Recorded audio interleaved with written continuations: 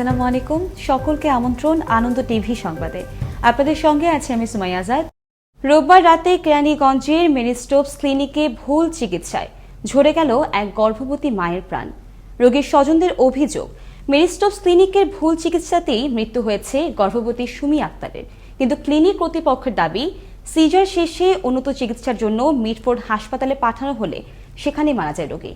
কেরানীগঞ্জ থেকে আশিক নূরের পাঠানো তথ্য ভিডিও চিত্রে আরও জানাচ্ছেন মোস্তফা কামাল তোহা। এ কান্নার আহাজারি স্বজন হারাদের ঘটনা ঢাকার কেরানীগঞ্জের। রোববার কেরানীগঞ্জে মেরিস্টোপস ক্লিনিকে ভর্তি হন সুমি নামের এক গর্ভবতী মা। মেরিস্টোপস কর্তৃপক্ষ জানায় সুমির জরুরিভাবে সিজার করতে হবে। অপারেশন থিয়েটারে ছিলেন হাসপাতালের ডাক্তার সাজেদা খাতুন ও এনেস্থেসিয়া ডাক্তার মনির হোসেন। সুমির স্বামীর অভিযোগ, কোনো ধরনের পরীক্ষা না করেই তারা রোগীর শরীরে এনেস্থেসিয়া ইনজেকশন দেন এবং সিজার করেন। এতে যমজ বাচ্চার জন্ম হয়, যদিও আরও 4 দিন পরে সিজার করার কথা ছিল।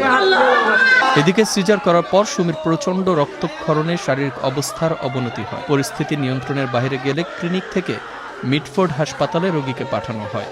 মিটফোর্ড হাসপাতালে নিলে কর্তব্যরত ডাক্তার সুমিকে মৃত ঘোষণা করেন। বারবার তাদের জিজ্ঞেস করতেছি যে আমাদের অপারেশনটা কোন সময় করাবেন। তারা বলছে একটু লেট হচ্ছে। তো লেট হয়ে এরকম হইতে 4টা বেজে গেছে। 4:30 বাজে যখন আমরা উপরে গেছি তখন আমাদের বলে যে আপনাদের অপারেশন হয়ে গেছে। তোমাকে মাইয়া সিজার হয়ে গেছে, তো সিজারের পরে আমাকে নাইনাত করে দাও, এরা দেয় না। না দেওয়া তো আমি কইছি যে আমি ভাঙ গেলাম দরজা, আমার মেয়ে আমার দেখতে না দিলে হেরা দিব না। তোমরা গ্রামের লোক কিছু বোঝো না। এদিকে মেরিস্টোপস হাসপাতালে গেলে দেখা যায় নানা রকমের অনিয়মের অভিযোগ। দেখা যায় অপারেশন হওয়া রোগীদের ভর্তি ফরমে নাম ঠিকানার কোনো কিছুই নেই। আরও দেখা যায় অস্ত্রোপচারের সম্মতিপত্রেও নাম ঠিকানা ও স্বাক্ষর নেই। এ সময় ক্লিনিকটির অন্য রোগীর অভিভাবকরাও অভিযোগ করে বলেন, গতকালকে সিজার হওয়ার পরে কোনো ডাক্তার এখানে কোনো রোগী দেখতে আসেন না। সিজারের পরে আমরা জানি না মেডিকেলটা এর কি অবস্থা হবে, ক্রিটিক্যাল হবে। যদি জানতাম তাহলে তো করতে পারতাম না আমরা। এসব বিষয়ে জানতে চাইলে কর্তব্যরত ডাক্তার প্রথমে ক্যামেরার সামনে কথা বলতে না চাইলেও পরে স্বীকার করে জানান, এই ক্লিনিকে সব ধরনের চিকিৎসা ব্যবস্থা নেই, তাই উন্নত চিকিৎসার জন্যই তাকে মিটফোর্ড হাসপাতালে পাঠানো হয় এবং রোগী সেখানেই মারা যায়। উন্নত চিকিৎসার জন্য এখানে আমাদের তো সব ধরনের চিকিৎসার ব্যবস্থা নাই, যতটুকু আমাদের আছে এটা করার পরে আমরা মিটফোর্ডে পাঠাইছিলাম, পেশেন্ট ওখানে এক্সপায়ার করছে। অপরদিকে নিহতের স্বামী বলছেন ভিন্ন কথা। স্বামী বলছেন যে ক্লিনিকেই তার স্ত্রী মারা যায়। ওরা চিকিৎসা মানুষগুলো মাইরে লাশ পড়া পাঠাবো কাছে ইয়া করার দিয়েছে, কাগজ দিয়েছে, কইছে আর দেখেন আমরা কাগজ একটা ইয়া করছে, ওই কাগজ দেখাইছে, কাগজে পরে কইছে তো নাই। নানান সময় ভিন্ন ভিন্ন ঘটনা প্রবাহে দেশের কোনো না কোনো হাসপাতাল এবং ক্লিনিকের বিরুদ্ধে এমনই ভুল চিকিৎসায় মৃত্যুর অভিযোগ উঠে আসছে। তাই প্রয়োজন সঠিক তদন্ত এবং আইনের যথাযথ প্রয়োগ, তাহলে কমে আসতে পারে এমন ঘটনা। আর যেন কোনো প্রসূতি মায়ের প্রাণ যেন ঝরে না যায় অকালে, এমনটাই প্রত্যাশা সবার। মোস্তফা কামাল তোহা, আনন্দ টিভি, নিউজ ডেস্ক। বরিশালে শারদীয় দুর্গা উৎসবের প্রতিমা তৈরিতে দিনরাত প্রতিটি মণ্ডপে মণ্ডপে ব্যস্ত সময় পার করেছেন প্রতিমা তৈরি শিল্পীরা। তবে বরিশাল এলাকায় কারিগরদের মধ্যে প্রতিমা তৈরিতে প্রতিযোগিতা থাকলেও সেভাবে মূল্যায়ন করা হচ্ছে না, আক্ষেপের সাথে জানালেন প্রতিমা শিল্পীরা। এদিকে আইন শৃঙ্খলা রক্ষায় ব্যাপক প্রস্তুতি নিয়েছে Barishal metropolitan police. Barishal bureau প্রধান কাজী আলামিনের প্রতিবেদনে দেখুন বিস্তারিত।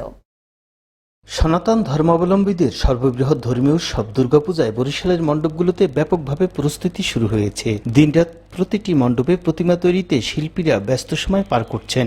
তবে বরিশাল এলাকার কারিগরদের মধ্যে প্রতিমা তৈরিতে প্রতিযোগিতা থাকলেও সেভাবে মূল্যায়ন করা হচ্ছে না, আক্ষেপের সাথে জানিয়েছেন ভাস্কর শিল্পীরা। প্রতিমা বিচার করে তো প্রতিযোগিতা হয় না, বুঝছেন, গড় প্রতিযোগিতা দেয়।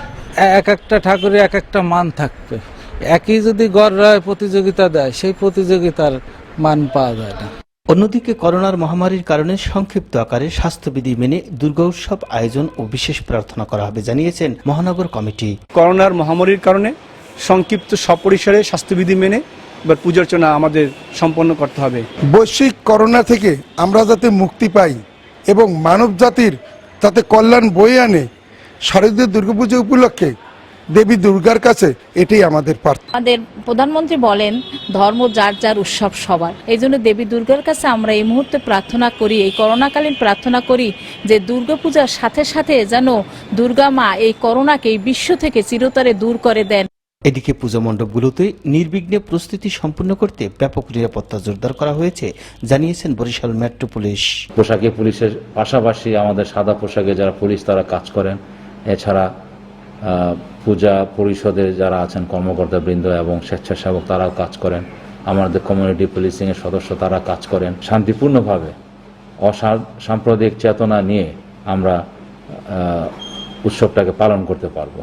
সনাতন ধর্মাবলম্বীদের সবচেয়ে বড় উৎসব শারদীয় দুর্গাপূজা। আর এই পূজা উদযাপনের মধ্যে দিয়ে মানুষ পরস্পরের হিংসাদেমাগ ভুলে গিয়ে সুখ সমৃদ্ধ ও মানবতার কল্যাণ বয়ে আনবে, এমনটাই প্রত্যাশা পূজারীদের। কাজী আলামিন, আনন্দ টিভি, বরিশাল। চাঁপাইনবাবগঞ্জের শিবগঞ্জের একটি আম বাগানে অভিযান চালিয়ে 3টি বিদেশি পিস্তল, একটি বিদেশি রিভলভার, 3টি ম্যাগাজিন সহ একজনকে হাতে নাতে গ্রেফতার করল র্যাব 5।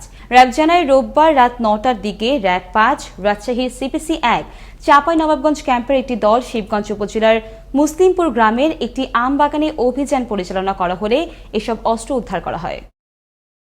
উদ্বোধনের পর পার হলো 1 যুগ, তবুও কবে চালু হবে ময়মনসিংহের ভালুকা উপজেলা স্বাস্থ্য কমপ্লেক্সের ট্রমা সেন্টারটি তা জানে না কেউ। অবকাঠামো ও মেশিনারিজ সহ সব ধরনের সুবিধা ও প্রয়োজনীয় যন্ত্রপাতি থাকার পরও জনবলের অভাবে পুরোপুরি সেবা দিতে পারছে না এই প্রতিষ্ঠানটি। ময়মনসিংহ থেকে রফিকুল ইসলাম রফিকের প্রতিবেদন, জানাচ্ছেন ফয়সাল মাহমুদ।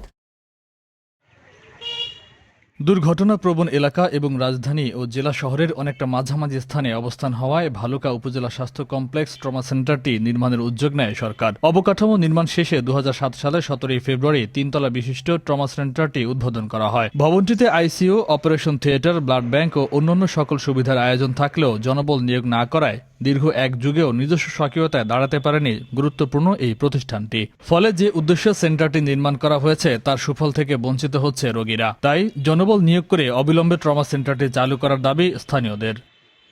আমাদের এখানে যদি ট্রমা সেন্টারটা ঠিকঠাক মতো পরিচালনা হয় এবং অর্থোপেডিক্সের ডাক্তার আমরা পাই, তাহলে আমাদের দুর্ভোগটা কিছু কমে।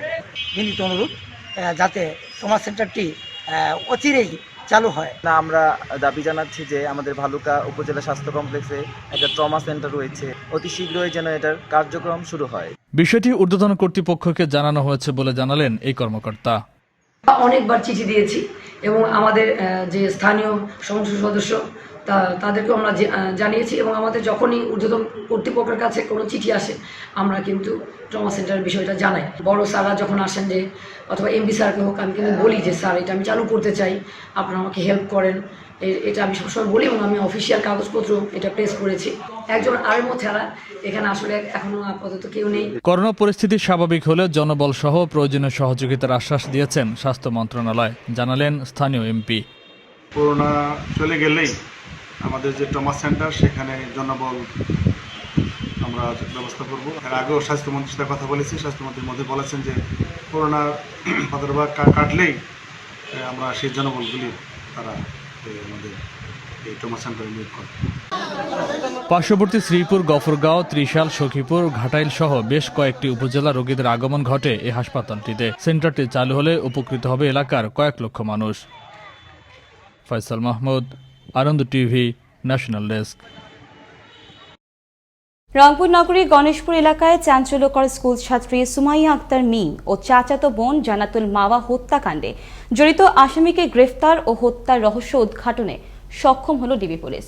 রোববার রাতে মেট্রো ডিবি উপপুলিশ কমিশনার কার্যালয়ে এক প্রেস ব্রিফিংয়ে এই উপপুলিশ কমিশনার আবু মারুফ হোসেন তথ্য জানান।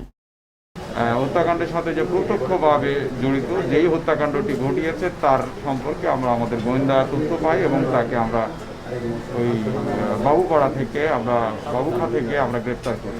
এই ছিল এখনকার মতো। আনন্দ টিভির সংবাদ দেখুন প্রতিদিন বিকেল 5:30 এবং রাত 9:30।